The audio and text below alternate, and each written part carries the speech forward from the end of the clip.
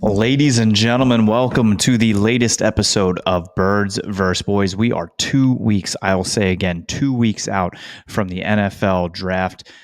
The Dallas Cowboys with 7 picks, the Philadelphia Eagles with 1,342 picks in this year's draft. It's going to be fun. It's going to come with fury. We are both looking at some of the same positions in terms of offensive line, linebackers. I don't think you're going to need a running back, but there might be one on my team, possibly safety and a whole list of others. You never know, maybe wide receiver. So what Aidan and I did was we did a mock draft, and we're going to go through it tonight. But before we get into that, Aidan, as always, how are you? Good. As always, things have snuck up on me. The draft is 2 weeks away, and I'm like, oh man, I really got to start honing in. There's You know why that happened to you? Why is that? Because just when you thought you were out, the Sixers pulled you back in. This is what happens. Did you notice the balance of Philadelphia sports? Mm-hmm. The Eagles had a horrible collapse that was brutal to watch. The Flyers have multiplied that by 1,000. It is disgusting the way that they are falling apart. But at the same time, Sixers catapulting, things are falling their way. Everybody's healthy. They've won 6 straight, and all of a sudden they're like on the play-in. I don't know. I wouldn't want to be playing the Sixers in the first round if I'm the Magic or the Bucks or the Knicks. That would be a really tough first round matchup. Philadelphia sports. Right. They got me. Philadelphia sports as a whole are legitimately the kombucha girl meme. She's like, yes, yeah, exactly. Like, There's the balance. You know the scene in the Avengers when Thanos has the balance thing, and it's literally like some team has to suck, some team has to piss you off every night and suck. Yep. One team is like you're raising your eyebrows. Oh my goodness, they're good. And then you have to have like someone you're indifferent about. The Phillies are 12 games in, so I can't get that invested. But the Sixers, end of the season, they won 6 straight. Flyers, pretty frustrating collapse. And then the Eagles, let's draft for them and see who will be frustrating us come September. And if you want to talk about frustration, just be a Cowboys fan since January. Tweeted out from Birds vs. Boys pod today with the quick teaser from the Joker 2 coming out of him just crying in the rain. I said that is Dallas Cowboys fans since January. That is accurate. Embarrassing collapse of a game at home to the Packers, who you will be hosting in Brazil. I hope Jordan Love poops all over you on Peacocky poop. But losing that game at home in embarrassing fashion, and then the entire offseason of question marks around Dak Prescott. Are you going to bring back Mike McCarthy or not? Who's your defensive coordinator going to be? You bring in Mike Zimmer. Dan Quinn goes to Washington. He takes 7 of your players. The CeeDee Lamb might hold out. Micah Parsons is getting traded. It is just a dumpster fire in Dallas right now. Jerry Jones is doing more recruiting to bring John Calipari to Arkansas than he is bringing free agents to Dallas. It is unbelievable. Tell him. Let him know. Hey, but Jerry Jones, I mean, he can relate to John Calipari with early playoff flameouts, so they have a lot in common. And now he's making less money to go coach at Arkansas. Okay. Sure. I love college sports. The fact that some billionaire was just like, hey, my buddy wants to coach the squad. Is everyone cool with that? And they're like, yeah, sure. Why not? And then the other sports team was like, thank God now we don't have to give this guy his $300 million buyout because his team keeps sucking. Yep. I could do an episode on John Calipari, by the way. Or the massive freak of a basketball player at Purdue does not get to dip his toe in the NIL waters simply because he lives in Canada. He's from Canada. Didn't know that. I had no idea. Or we're calling illegal screens with 4 seconds left in the Final Four when some of us had UConn and some of us really liked Paige Beckers and thought that she could lead them to a championship. Some of us did. Let's talk football.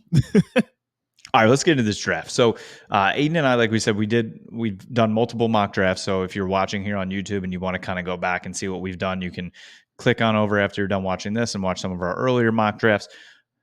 We were going to go deeper Aidan suggested a 4-round mock, and then I reminded him I don't have a 4th-round pick.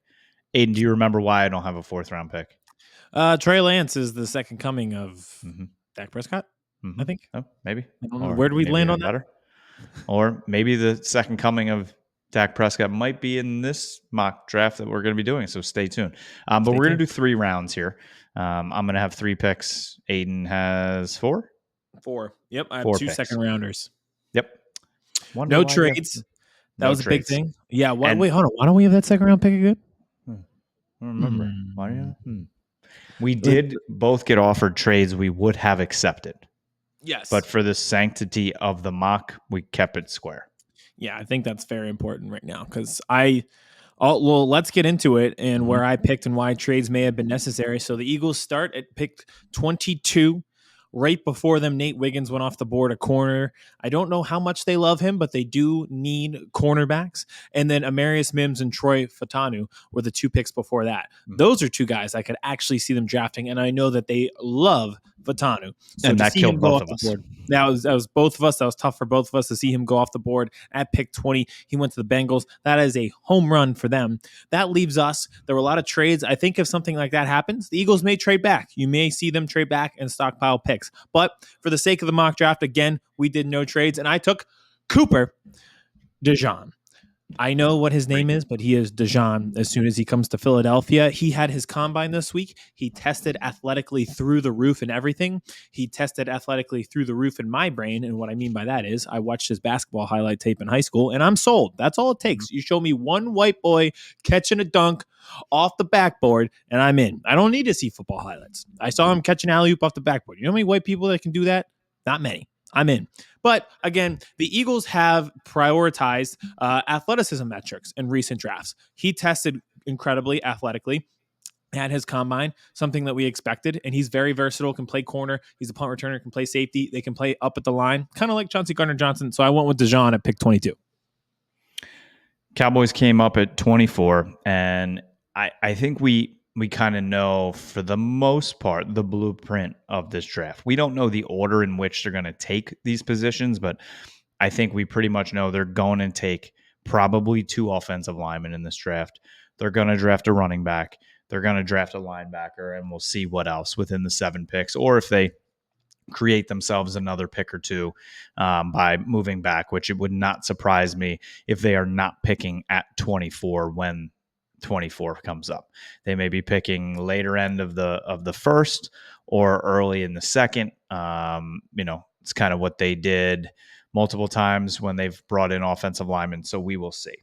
But for the sanctity, like we said, of this draft, I stayed put at 24. And there were multiple options here for the Dallas Cowboys. Tyler Guyton was sitting there, and that is who Mel Kiper continues to pick. Again, he did today when he dropped his mock draft. He kept both the Eagles and the Cowboys the same. I think he had Nate Wiggins in both for the Eagles, and he continued to have Tyler Guyton for the Cowboys. I mean, he's in, right? I mean, he was calling the Tyler Smith draft pick before anybody to the Dallas Cowboys. So could it be possible that Tyler Guyton is the pick if he's there? Quite possibly. But again, he's only played right tackle. We've never seen him play left tackle, but we will see. Powers Johnson, the center from Oregon, also on the board. We've heard reports that the Cowboys are in love with him, but we've also heard many reports where he is being dropped down boards. Mel Kiper had him at 47 in his latest mock draft. The knees, the hips, the injuries, how bad are they? So should he be an option there at 24? I think he will be if he's there, or if they can trade back a couple spots, like I said, to still get him. But I went with another guy who is projecting as a center in the NFL. He's played every position across the board at Duke. He did play center his freshman year, and then finished his career playing left tackle and played it well. But his length, that's kind of why, and his arm length is why people are projecting him as a center, even though he's 6'5", he's a big guy. But I took Graham Barton out of Duke. They need a center. It's possible they keep Hoffman there, and they keep Tyler Smith at left guard, and they take a tackle, or they bump Tyler Smith to left tackle and they put TJ Bass at guard and they draft a center. There's a lot of options, but for this pick, I took Graham Barton the center projection out of Duke. I like it. And they need the help on the offensive line, so that makes sense. Mm-hmm. On to the second round of the draft. Now, as we mentioned, the Eagles do have 2 picks in the second round. Thank you to the New Orleans Saints for once again allowing that to happen. So here we are, pick 50. I took Chris Braswell, the edge rusher from Alabama. A few things went into that line of thinking. First off, we traded Hassan Reddick. And I am very sad about it still. But I think that opens up the position. I know there are other edge rushers on the team, but it's, again, a position that the Eagles prioritize, talk about a lot. That's why the Hassan Reddick trade was kind of perplexing to me and still is. Now, Braswell, what they like about him, his speed to get around the edge to get to the quarterback.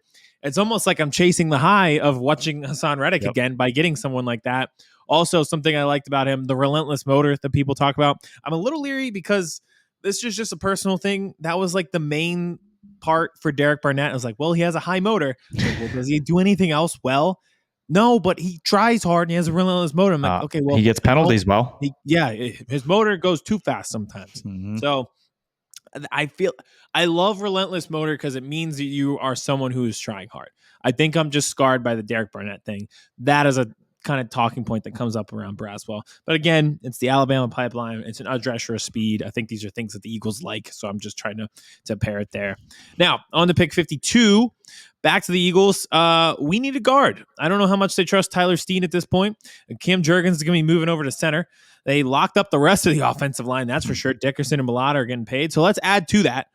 Let's solidify having the best offensive line in the league. I'm going to take Zach Zinter. Mm-hmm. I know, like, if you watch the mock drafts of other people or the just rating system that they have on the mock draft sites, he's in the hundreds, and I'm taking him early in the 50s. I just really don't think that this kid is going to last until the hundreds. He was up in the top 50 until his leg injury. This is a guy, again, team captain at Michigan, national champion. He never lost to Ohio State. All these things, but on top what do of that, they do at Michigan well, too? They run the damn football. Pulverize. Yeah, this is the whole thing where I don't get the J. McCarthy thing. It's like against Penn State and Ohio State. You know, Penn State, they didn't throw a pass in the second half. National championship, what they threw 3 times against Washington in the second half. But they had the ability to get behind guys like Zinter and run it every time, and he'd pulverize people. I think he's going to be a great pro. Nasty leg injury, but he'll bounce back. And the Dallas Cowboys on the clock at 56, Aidan, and let's cause a riot. So Frazier, the center from West Virginia, was still sitting there, which hurt me by taking Barton in the first. I really like Frazier. I think this is a deep center class. We both talked about Bordolini late in the mock when we were doing it. He was still sitting there. The Penn State center, like, you can get good centers late. You don't have to get a center early. I did. Might have bit me a little bit with who else possibly I could have gotten there. I could have even taken Guyton and then Frazier. And hey, we're jumping up to, like you just said, possibly getting back to 2016 offensive line for the Dallas Cowboys. Mm-hmm. But I didn't. I took Barton. Jalen Brooks was sitting here at 56, which probably will be the pick, the Blue Star Special. Running back coming off an ACL. I think all the stars are aligning and everything's pointing at the Cowboys taking him, who is rated the best running back in the draft, but just coming off an ACL. It seems like he will be ready for training camp. So we'll see, but I did not pick him. Somebody was sitting there, Aidan, at 56, who could be a first-round pick. And who might that be?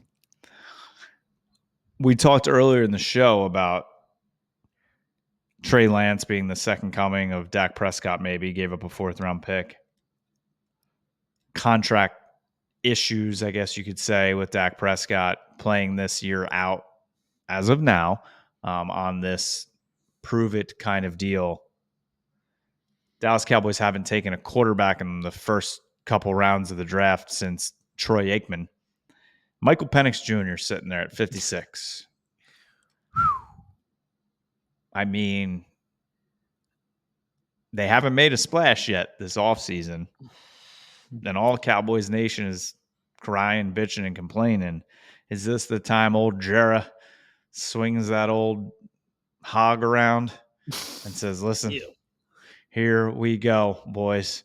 I want me a lefty. I want me some left-handed glory hole. And he takes Michael Penix Jr., quarterback from Washington.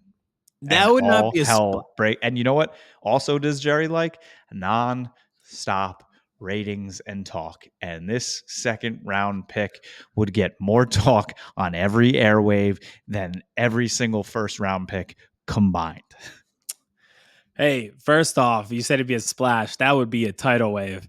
And let me tell you, as someone who once took a quarterback in the second round that had big name value when you already had a starter, I don't know if it's the type of talk that you like Yeah. on the airwaves, but you will find out. I think that's a crazy pick. But again, not that crazy considering the Dak Prescott contract situation. And also, I think both of us like Penix. We're kind of scared of the fact that his shoulders have been hurt, his knees been hurt, but he was really fun to watch. We really got into that Washington team. So he can sling it. I hope he continues to sling it at the NFL level. We'll see if it's for the Cowboys. Cowboys like injured guys in the second, too. Yeah. So. Injured Washington guys in the second round have never failed anybody before. Never. That'd be crazy. Let's cause a riot. Let's cause chaos. Joker 2. It's time. All right. On to round 3. I took Kyrie Jackson, the cornerback out of Oregon. Corner is obviously a position of need for the Eagles. The James Bradbury contract is just not working out. I don't know what the plan is with him. They're kind of stuck with him because of the contract, but I doubt that he is a starter this year. And then Darius Slay is 33 years old. So this is a position, no matter what way you look at it, they need heads, they need bodies. I think Kaylee Ringo will be a starter by the end of this year. I think they like Eli Ricks. How much do they like either of those guys? I don't know. Avonte Maddox is back, but obviously he'll be playing the slot. So Kyrie Jackson, they traded up for Ringo last year to get him in the middle rounds, and he might become a starter. Does Jackson follow that similar path? I think so. That's why I took him. 87 Cowboys on the clock. I said earlier, multitude of positions that they're going to go after, right? Offensive line, linebacker, running back. They got an offensive lineman in the first round. I went absolutely chaotic off the board with quarterback in the second round when there were linebacker options and running back options, but they didn't get either of them. So linebacker's still an option as well as running back. Jalen Brooks, obviously now at 87 off the board. So they're number one choice at running back isn't there, but a guy that they have been linked to on top of Jalen Brooks. Mike McCarthy was at the pro day. Offensive coordinator was there running him through running back drills individually, and that's Blake Corum, the running back out of Michigan. You talked about Zinter. Corum is that just bowling ball of a running back that just bounces off guys, runs through guys. Got a lot of carries on him, but the Cowboys don't have any fear of taking running backs from that conference with a lot of carries on them in college. And there is a good chance, if this mock draft holds, that they will be running the ball together in the backfield for the Dallas Cowboys in terms of Zeke Elliott coming back, running the ball with Blake Corum. So I took Blake Corum, the running back from Michigan, at 87. I think he is a realistic option for them in the third if they don't go running back in the second in the real draft. Corum runs like a cannonball that's shot down a hill. Mm-hmm. So just from that factor alone, again, talking about Michigan, they got behind that line. Anytime the going got tough, the tough got going behind that offensive line, and they handed the ball to Corum again and again and again. And now they have rings on their finger. So it's not far-fetched to believe that will continue for those players as they hit the pros. And after 87, the Cowboys don't pick again until 174, ladies and gentlemen. That's a gap. For a team that's got to fill depth, that's a gap, man. And I came away with Tommy Eichenberg, the linebacker from Ohio State, which, he is what he is. But he is what he is. Those were our 3-round mock. Again, for me, Graham Barton, center from Duke, Michael Penix, quarterback from Washington, and Blake Corum, the running back from Michigan, in the third. I took Cooper DeJean, corner, basketball superstar out of Iowa. Who do you think wins in a 1-on-1 on Iowa's campus? Caitlin Clark or Cooper DeJean? Probably Caitlin Clark, 21 to. Yeah, probably. She would just drain it over his head. Yeah, I was going to say her range is unlimited, so probably her. Chris Braswell, the edge rusher out of Alabama in the second, and took Zach Zinter as well. So I'm going back to the winners pipeline there in the second round. And then Kyrie Jackson, let's fill up those holes and those voids at cornerback. I'm done with the guys we have. I want some youth, and let's get some athletic guys in there. So, big draft. I got one question for you as we get out of here, and I think it really relates to the Penix thing. So, if they take Penix in the second round, there seems to be draft day trades that stun us every year with players that are already in the NFL. Example A, the Eagles getting A.J. Brown in the first round. Is there any chance, given the way things have gone for the Cowboys and a possible rebuild and a huge contract hit for Dak Prescott with no long-term contract extension agreed upon, that he gets traded on draft night? I mean, that's all up to Dak Prescott, to be honest, with his no trade clause. So, True. um, if Can't. there is an option, the Cowboys might look at it, but I think it would also have to be tied to a massive long-term deal for Dak. I think that would be one of the only ways he goes. Isn't that usually how it goes, though? So Mhm. again, back to the A.J. Brown example. They traded for him, but then the contract extension was agreed upon, which again is a little weird. Like, oh, so you were able to trade and already had the contract extension set up? Interesting. Interesting. Interesting. But that happens with a lot of players. It happened with Tyreek Hill in Miami. So I think that would happen in the background. The contract would be agreed upon. He gets the long-term extension, and then the trade itself comes out on draft night. Like, can't you see that kind of scenario possibly playing out? Absolutely. And, you and I have gone through sort of, I look at the NFL when I'm just thinking about teams as I can just see the country in my head and I just go across it of who would be in on the Dak Prescott sweepstakes. I think the front runner is the Las Vegas Raiders. Mm-hmm. They need a quarterback. He would. I think Dak is going to want to play in warm weather or in a dome because of that, especially that hand after he broke the thumb. He just doesn't seem like he can grip it as well and rip it in colder weather. So I think the Raiders would definitely be an option. Minnesota possibly, but again, he would be playing at least 2 cold game in division games every year. You get Justin Jefferson. Yeah. I'll play in the cold for Justin Jefferson. I mean, I don't think anybody in the NFC South, even though, It would have been the Falcons. yes, it would have been the Falcons. But I mean, you can't once Kirk. I mean, is there a lot of options out? Maybe we get a crazy player for player and Mhm. Kyler becomes a Cowboy and he goes to Arizona. But He I would just never don't leave the think Kings. that's a place that Dak would want to go. No, I think back to the team you brought up originally, the Las Vegas Raiders make the most sense, not just because I think it would make sense to Dak Prescott. It would make sense for them. It's a Mhm. team who brought back Antonio Pierce. They struggle with quarterback play, but they've clearly bought into the culture there. And they're kind of in no man's land in the draft. Yep. So the Bears obviously are taking Caleb Williams, but then you look at other teams like the Patriots are ahead of the Raiders. So if they want a quarterback, they've got it.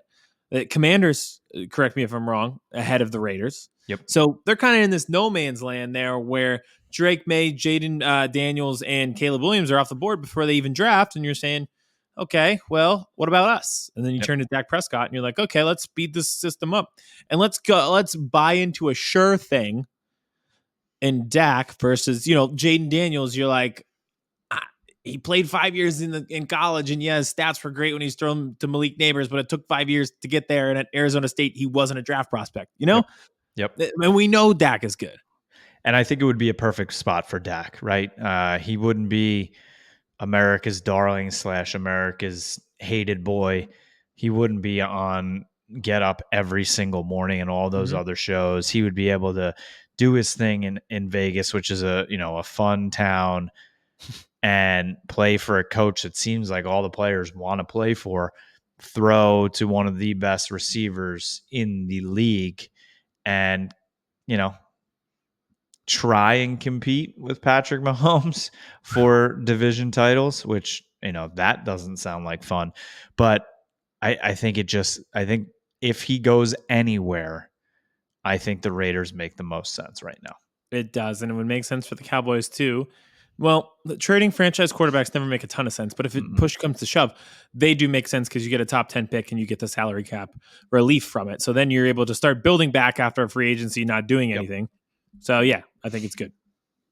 But so we'll see. I mean, I'm sure we're going to get a flurry of trades throughout.